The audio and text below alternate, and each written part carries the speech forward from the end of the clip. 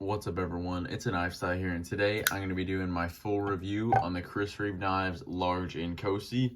This is the version, the plain Jane configuration with a Tonto blade and a S45VN for the steel and right-handed double lug, which all Inkosi are double lug. But anyway, let's get into this review. So a little bit of context, I own the Sabinza and the Amazon. I am a big Reeve Knives fan. I will be doing a video comparing all three of these, so I'm looking forward to that. But the Inkosi was the last one that I got, and I'm really happy that I got it. Spoiler alert, I really like this knife. You know, I didn't think I'd dislike it because I like all the other ones.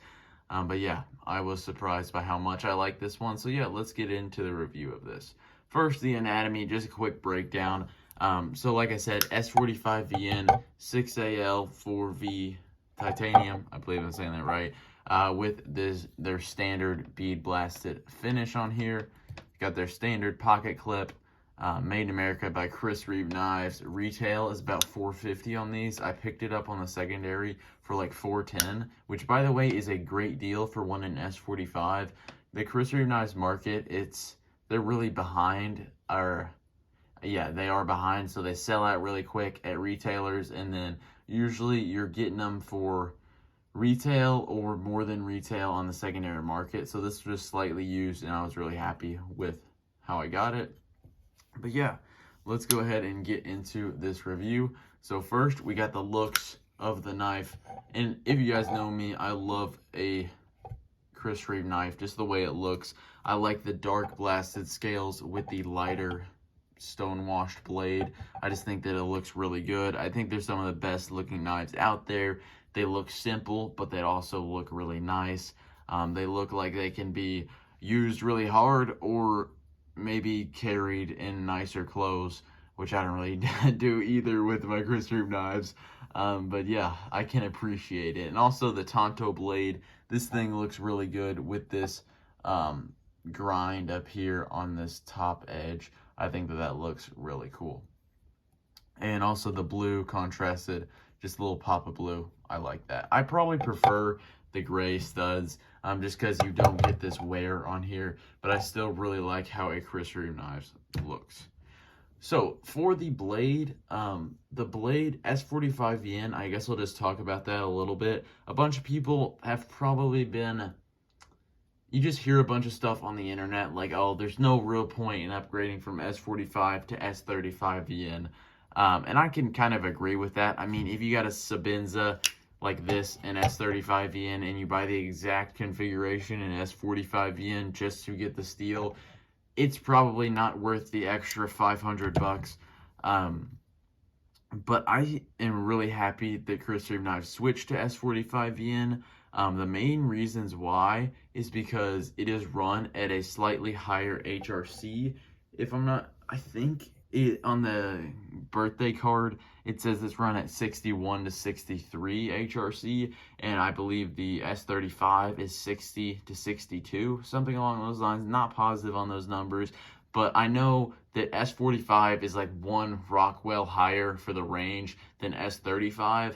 And while that might not seem like a little bit, I can tell that this strops up a lot better than S35.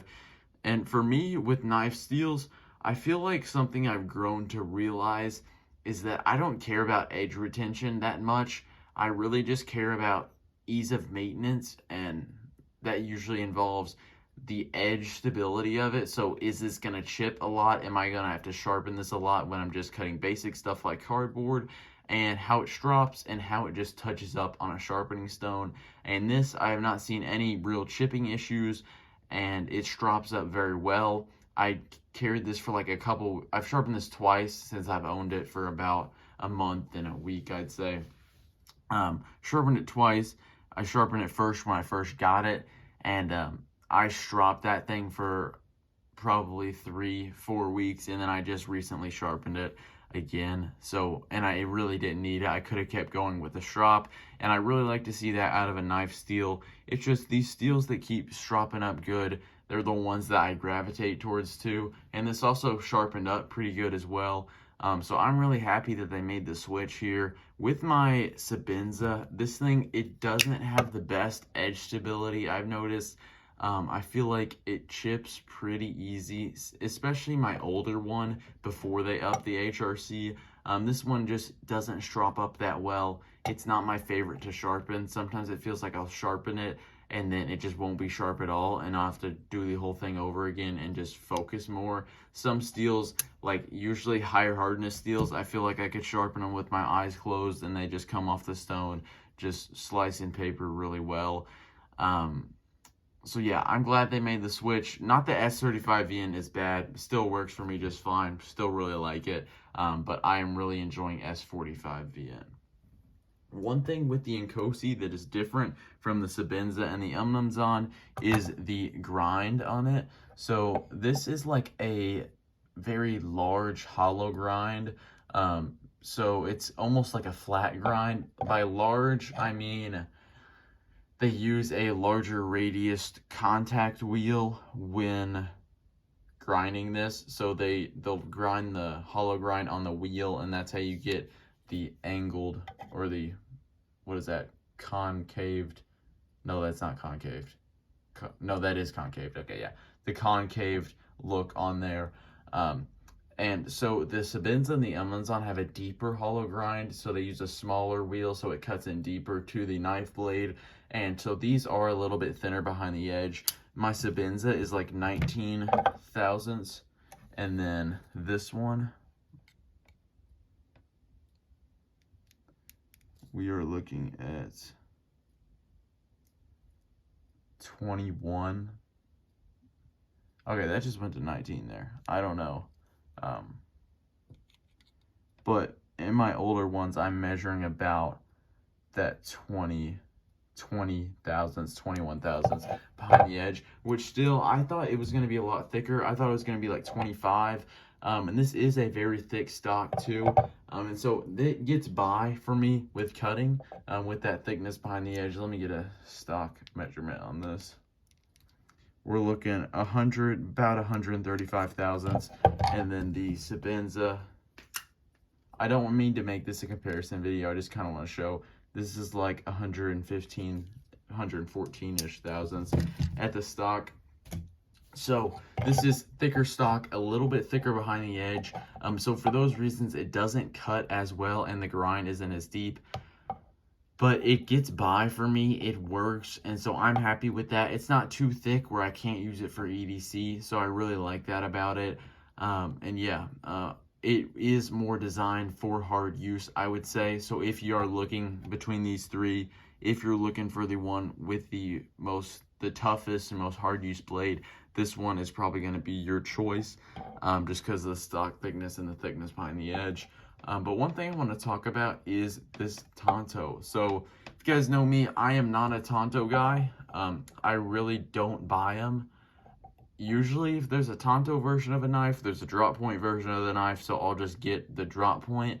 But I was like, you know, this is the only type of Chris Reeve knife I haven't tried, and I also haven't tried the Tanto blade, so why not kill two birds with one stone? And my thoughts about it is I really like this Tanto. It's not going to replace a drop point or an Insingo in my opinion, but I really enjoyed this secondary point on here. I think that it actually worked really well. I was surprised, you know, opening a box or cutting plastic, like plastic wrap or something, I just use this, you know. I wouldn't bring, I rarely ever use this top tip here, and this worked good. I really enjoyed it. So yeah, that was surprising. And also you have this thick tip if you're going to do heavy cutting or prying with it. With sharpening, I just micro beveled this. I don't know if you can see that with the lighting there, but I didn't want to take it all the way back just because honestly I was just kind of scared that I'd mess up the knife, and I don't use this very much, so I'm not trying to get the most perfect edge on there, but this still cuts up there. So yeah, I was surprised by the Tanto, and I'd definitely be happy to get another one in the future, and they do a good job with this. I like it because this edge isn't flat here. There's a little bit of this gradual belly, and I feel like when there's a flat edge, I slip out of the material I'm trying to cut a lot. Like with a Warncliffe, if I'm cutting down on something, I'll just slip out. But this, if let's say it's a piece of cardboard and you put it right here, it's gonna catch on this belly and stay in the blade more. And so I really like that. Overall, great blade shape. If you like Tonto blades, I think you'll really like this one. And so it's cool that I've tried all the Chris Reeve knives blade shapes. I like them all. So yeah, I think that's it for the blade. I had a lot to say about that. Now let's go fit and finish and lock up. This is awesome. This knife, Chris Reeve knives, they are one of the best. I just messed up that flick. But centering, it is perfectly centered, pretty tightly fit into these handles. Lock up, no blade play, up and down, left or right. It's got the ceramic ball as the lock interface. So my thoughts about this, I don't mind it. I like it. On the Sabinza 31, they had issues with it. I believe they still have issues with it. So I don't like it on the 31. I prefer the carburized, I believe that's it, lock face, like on the 21. But I haven't seen any of these problems with the Inkosi or the Untitled, and so I'm a big fan of it. The lockup is probably like 60% in that zone. A lot of people are like, oh, is my lockup super late? That's normal. You're getting really good engagement on there.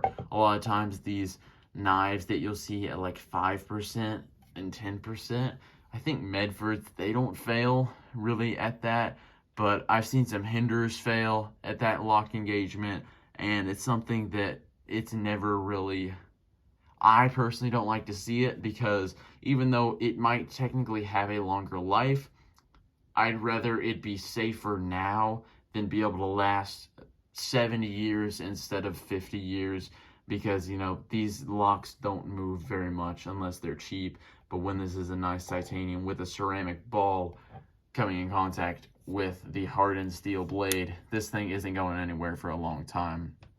It's got a really big stop pin here, which I know the hard use guys like. Overall, more surface area, less wear over time. It's cool. I like big, high quality screws and parts, so I'm always a fan of that. And yeah, I think that's all I got for fit and finish. Yep. For the ergonomics, so this was why the Inkosi was the last one I bought, because comparing it to like the Sabinza and the Untitled, the ergonomic lines on this, it has these finger grooves, and with the blade grind, I knew it wasn't going to be as thin, so that's why I bought this one last. But the ergonomics on this are great. I really like it. Super comfortable in hand. The finger grooves aren't a problem at all. Don't feel the pocket clip in my hand. This jimping, it's not very sharp, but it can still be used. I can pinch up here and use it, especially that combined with the secondary tip. I do a lot of cutting like that, and overall, super comfortable in hand. I really, really like that about it. For the carry of this, it is on the heavier side because it's titanium slabs. They're not milled.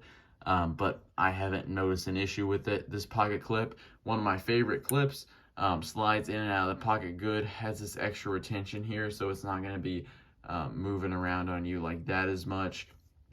And I feel like it tucks in the pocket, tucks away in the pocket pretty well. So carry is overall good. The only complaint I have with these clips is sometimes they do get caught on stuff, and it always kind of worries me. What if it gets caught on something, yeets the knife out of my pocket, and then $400 knife is gone. But I haven't had that with any of my Chris Reeve knives. I've just seen it happen to other people. So that's the only thing that kind of scares me about the clip, is that high ramp on it. But I do like how the clip functions a lot. Now let's go on to the action of this. So the action is actually really good, better than my other two. It's funny because I was like cutting open bags of chicken with this. It's a long story, but I was cutting open bags of chicken with it, and it got really dirty because I was wearing gloves. They had chicken juice on them, and it was raw chicken too, so, you know, not a good thing. But this thing was like running on salmonella. Like, it had just raw chicken inside the pivot everywhere. So I just gave it like a dish soap bath, and then just dumped WD-40 on it, let it drain out for a couple of days. And after, this thing like flicks out, better than it did when I got it. Like, this thing is like working better than it did on factory grease. And yeah, I really like it. It's not as smooth, like, it doesn't sound as smooth, but it flicks out good. It'll drop to my thumb even, and yeah, action on it is really nice. I like it. And I guess that's about it for the review, except I got value on here. Now, this is a category that is up to the person's opinion. For me, I bought this knife. I have not regretted buying it. I have never thought, oh man, if only this is like 300 bucks. If you look at the market for these small batch production USA made knives, this thing is not overpriced. A bunch of people say it is. They're comparing Chris Reeve knives to like things like Wee knives, Riot. But if you compare it to Hinderer, McNeese knives, McNeese custom knives, what are some other ones? Koenig. That's all the ones on the top of my head right now. Medford, yeah. This is not overpriced, and actually $450 for the quality you're getting is, and the warranty that's backing it up, is actually cheaper than a lot of the other options out there. So that's all I got for today. Thank you guys for watching. If you got any questions or if you just want to comment something, I'd be happy to read it. Be on the lookout for a video between all of these. I might do one on the blade shapes. I already did Insingo versus Drop Point, so that'll be, I don't know. I feel like that might be a little bit repetitive, but maybe I'll just do it because I haven't been buying as many knives recently, so I haven't had as many videos. So maybe if I want to just put out another video, I'll do that. So that's all I got for today. Thank you guys for watching. Don't forget to like and subscribe if you're new, and I'll see you guys in the next one.